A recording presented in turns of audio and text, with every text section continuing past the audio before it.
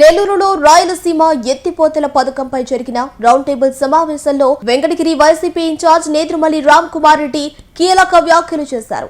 రైతుల ప్రయోజనాల కోసం వైఎస్ఆర్ కాంగ్రెస్ పార్టీ ఎల్లప్పుడూ ముందుంటుందని, పోలీస్ కేసులు పెట్టినా భయపడే ప్రసక్తే లేదని ఆయన స్పష్టం చేశారు.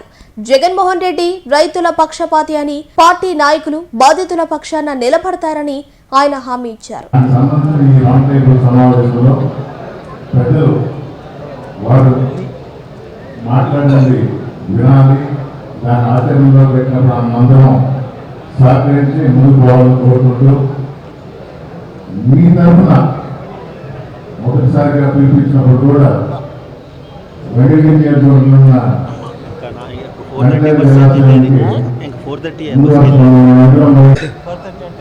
పోలీసులు వచ్చి తప్పుడు కేసులు రిజిస్ట్రేషన్ తీసుకోబోయారు. ఇలాంటి వారికి వైఎస్ఆర్ కాంగ్రెస్ పార్టీ నాయకులు బెదరం వరం మీ తరఫున మేము నిలబడి ఉంటాం. రైతుల తరఫున నిలబడే పార్టీ వైఎస్ఆర్ కాంగ్రెస్ పార్టీ.